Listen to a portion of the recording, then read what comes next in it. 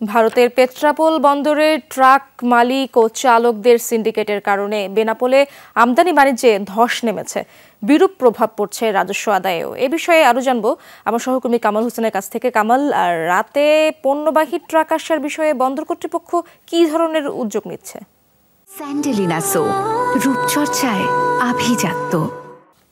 জি, বেনাপোল স্থলবন্দরে কোনো আলোচনা বা পূর্ব ঘোষণা ছাড়াই সন্ধ্যা ৬টার পরে বন্দর যে সমস্ত গাড়ি এই বেনাপোল বন্দরে প্রবেশ করত, হঠাৎ কোনো পূর্ব ঘোষণা ছাড়াই এই বন্দর দিয়ে আমদানিকৃত গাড়ি বন্ধ করাতে স্থানীয় ব্যবসায়ীরা বিরূপ মন্তব্য করছে। পাশাপাশি স্থানীয় ব্যবসায়ীরা জানিয়েছেন বন্ধ করাতে স্থানীয় ব্যবসায়ীরা বিরূপ মন্তব্য করছে। পাশাপাশি স্থানীয় ব্যবসায়ীরা জানিয়েছেন পেট্রাপোল বন্দরের ট্রাক মালিক ও ট্রাক ড্রাইভাররা বিশেষ একটি সিন্ডিকেটের মাধ্যমে দীর্ঘ ১ মাস ধরে এই বন্দর দিয়ে আমদানিকৃত গাড়ি বন্ধ করেছে। এতে করে আমদানিকৃত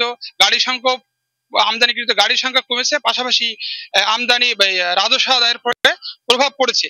বেনাপোল স্থলবন্দরের পরিচালক রেজাউল করিমের সাথে আমার কথা হলে তিনি জানিয়েছেন দীর্ঘ ১ মাস ধরে এই বন্দর দিয়ে সন্ধ্যা ৬টার পরে আমদানিকৃত গাড়ি কম আসাতেই আমাদের স্থানীয় ব্যবসায়ীরা ক্ষুব্ধ প্রকাশ করছে এবং তারা এই বন্দর পরিচালক পেট্রাপোল বন্দরে কয়েক দফা আলোচনা করলেও এখনো সুরাহা হয়নি।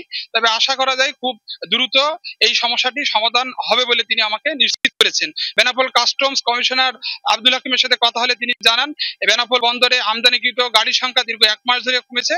এতে করে আমাদের রাজস্বের যে লক্ষ্যমাত্রা, এই রাজস্বের লক্ষ্যমাত্রার উপরে প্রভাব পড়ছে। এই ছিল বেনাপোল স্থলবন্দরের শেষ খবর। স্মৃতি। কামাল, ধন্যবাদ আপনাকে।